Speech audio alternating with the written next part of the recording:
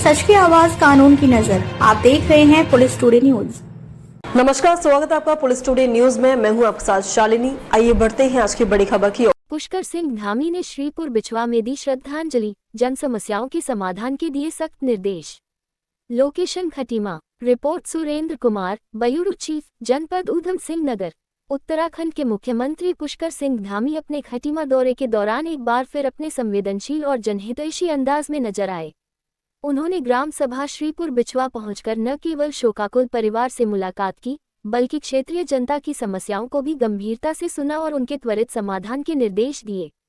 मुख्यमंत्री श्रीपुर बिछवा गांव में स्थानीय निवासी रमेश सिंह चड्डा के आवास पर पहुंचे, जहां उन्होंने उनकी माता स्वर्गीय श्रीमती रामा देवी के चित्र पर पुष्पांजलि अर्पित कर श्रद्धांजलि दी।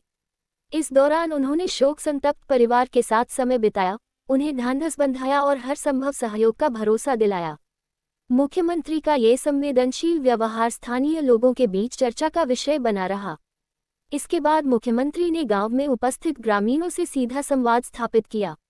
उन्होंने एक एक कर लोगों की समस्याएं सुनी, जिनमें सड़क, बिजली, पानी, स्वास्थ्य सुविधाएं और प्रशासनिक स्तर पर लंबित कार्यों से जुड़ी शिकायतें प्रमुख रहीं।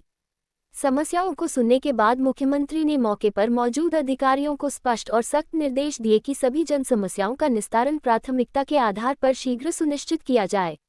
उन्होंने कहा कि किसी भी प्रकार की लापरवाही या देरी बर्दाश्त नहीं की जाएगी और संबंधित अधिकारियों की जवाबदेही तय की जाएगी। मुख्यमंत्री ने ये भी निर्देशित किया कि क्षेत्र में विकास कार्यों की गति को तेज किया जाए और योजनाओं का लाभ पात्र लोगों तक समय पर पहुंचे। उन्होंने अधिकारियों से कहा कि जनता के साथ संवेदनशील व्यवहार रखते हुए उनकी समस्याओं का समाधान पारदर्शिता और तत्परता के साथ किया जाए।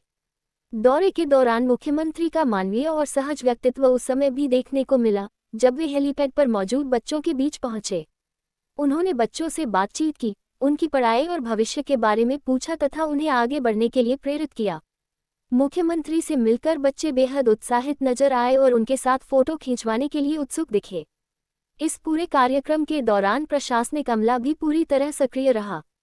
मौके पर जिलाधिकारी नितिन सिंह भदौरिया, वरिष्ठ पुलिस अधीक्षक अजय गणपति, पुलिस अधीक्षक नगर डॉक्टर उत्तम सिंह नेगी, उप जिलाधिकारी खटीमा तुषार सैनी और नगर पंचायत अध्यक्ष रमेश चंद्र जोशी सहित अन्य अधिकारी उपस्थित रहे। मुख्यमंत्री ने सभी अधिकारियों को क्षेत्र के विकास, कानून व्यवस्था और जनकल्याण से जुड़े कार्यों को प्राथमिकता देने के निर्देश दिए। मुख्यमंत्री के इस दौरे को स्थानीय जनता ने सकारात्मक रूप से लिया और उम्मीद जताई कि उनकी समस्याओं का शीघ्र समाधान होगा। बाइट पुष्कर सिंह धामी, मुख्यमंत्री उत्तराखंड। हमारी सरकार के 4 साल का कालखंड ये दूसरी सरकार का भारतीय जनता पार्टी का पूरा हुआ है और हमने प्रयास किया है कि एक एक पल और एक एक क्षण राज्य के विकास के लिए समर्पित किया जाए, राज्य के अंतिम क्षण में रहने वाले लोगों के लिए समर्पित किया जाए, मातृशक्ति को समर्पित किया जाए और जिसको ध्यान में रखे आदरणीय प्रधानमंत्री मोदी जी ने इसकी मातृशक्ति को सभी प्रकार की भागीदारी, सभी प्रकार के अधिकार देने के लिए नारी शक्ति बंधन अधिनियम 2023 में लेकर आए थे।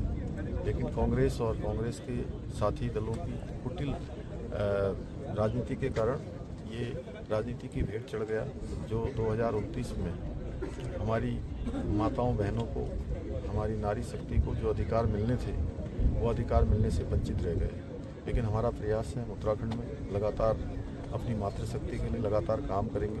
हमने 30% का आरक्षण यहाँ की सभी सरकारी नौकरियों में मातृशक्ति के लिए उसका प्रावधान किया है। 33% का आरक्षण सहकारी समितियों में किया है। हमारा प्रयास है कि मातृशक्ति हर क्षेत्र में आगे आए। महिला स्वयं सहायता समूह को हम 5 लाख रुपए तक का ऋण प्रदान कर रहे हैं। इसी प्रकार से बहुत सारे जो स्वयं सहायता समूह के माध्यम से, अन्य माध्यमों से उत्पाद बनाने वाली हमारी बहनें हैं, कितने अच्छे अच्छे उत्पाद उनके द्वारा बनाए जाते हैं, जिसकी मांग आज देश और दुनिया में हो रही है और लगातार सरकार भी उनको प्रोत्साहित करने के लिए काम कर रही है।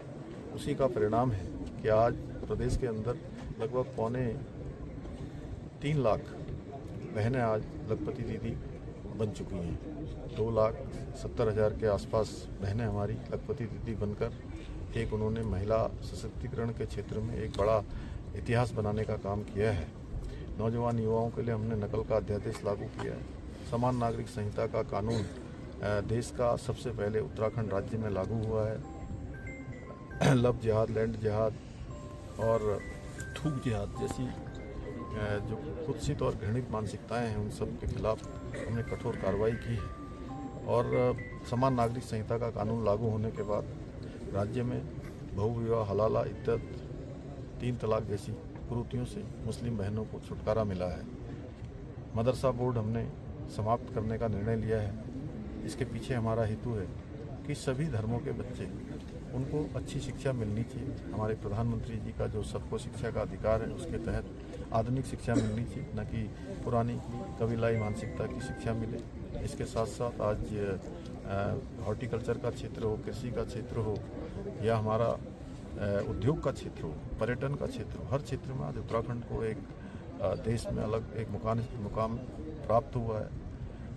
SDG सस्टेनेबल डेवलपमेंट गोल्स, सतत विकास के लक्ष्यों को प्राप्त करने में पूरे देश के अंदर उत्तराखंड आज पहले स्थान पर आया है। फिल्म प्रोडक्शन के मामले में भी फिल्म निर्माताओं के लिए पहला पसंदीदा स्थान हमारा उत्तराखंड बन रहा है। 4 धाम यात्रा प्रारंभ हो गई है और पिछले 1 हफ्ते में 5 लाख के लगभग तीर्थयात्री श्रद्धालु चारों धामों के दर्शन करने के लिए आ चुके हैं।